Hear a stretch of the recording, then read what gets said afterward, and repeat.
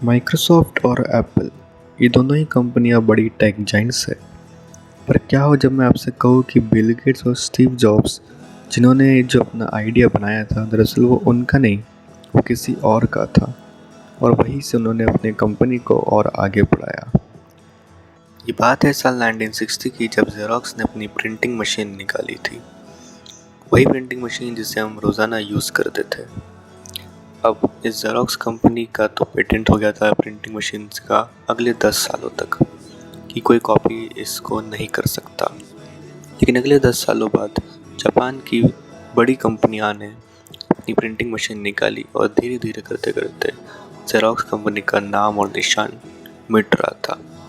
तभी जेरोक्स के manager Jack Goldman ने ये कहा कि हमें कुछ और इनोवेटिव बनाना चाहिए ताकि इस कंपनी का नाम और आगे बढ़ जाए। इसलिए वे अमेरिका के पालो अल्टो में उन्होंने पालो अल्टो रिसर्च सेंटर, एक ऑर्गेनाइजेशन की स्थापना की जिसे आज हम पार्क के नाम से जानते हैं। आगे चल के जैक ने बहुत सारे कंप्यूटर साइंटिस्ट को इकट्ठा कर कर कुछ नया इनोवेटिव बनाने को कहा था। इसलिए उन्होंने ये कंप्यूटर बनाया था। इस कंप्यूटर में पहली बार माउस, इथरनेट और GUI यानी कि ग्राफिकल यूज़र इंटरफेरेंस भी था। यूँ तो उस समय इतने सारे फीचर्स कंप्यूटर में होना बहुत बड़ी बात थी, मगर प्रॉब्लम ये थी कि उस ज़माने में लोगों को इसकी अहमियत नहीं मालूम थी।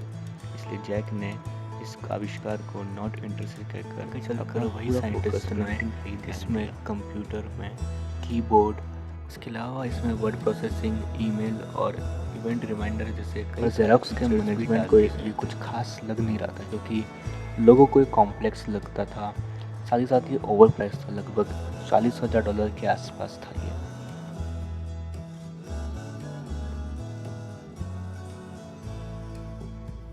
रिसर्चर्स ने कई सारे चेंजेस करे, मगर जेरोक्स ने हमेशा उन्हें ना ही बोला।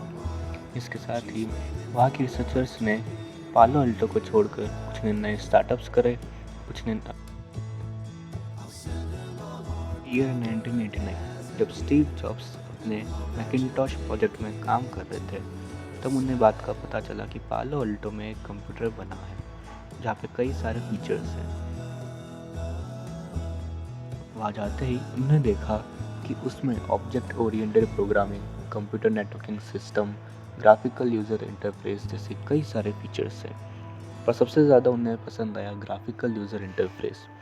उन्हें ये लगा कि आगे चलकर ग्राफिकल यूज़र इंटरफेरेंस ही बहुत बड़ा योगदान देगा कंप्यूटर में।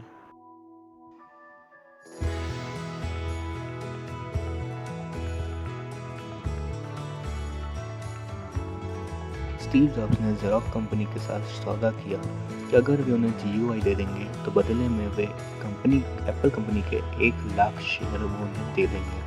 जेरोक्स भी पालो अल्टो रिसर्च को इतना ज़्यादा इम्पोर्टेंस भी नहीं दे रहा था, इसलिए इन्होंने ये डील कर ली। बाद में स्टीव जॉब्स ने वही एम्प्लॉयर्स को अपने कंपनी में काम करने के लिए दिया।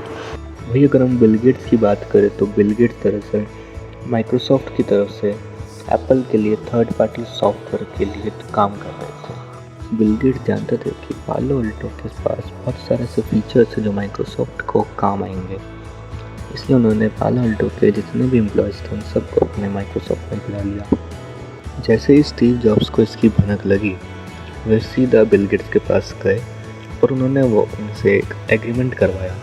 इसमें यह कहा गया था कि जब तक मैकिंटॉश अपने माउस बेस्ड सॉफ्टवेयर मार्केट में 1 साल बाद ही लॉन्च कर सकती थी। और इस एग्रीमेंट में ये डेट फाइनल करी गई थी कि 1983 के सितंबर से नवंबर के बीच मैकिंटॉश अपना ये प्रोडक्ट लॉन्च करेगा और ठीक 1 साल बाद 1984 में माइक्रोसॉफ्ट अपने प्रोडक्ट को लॉन्च कर सकता है।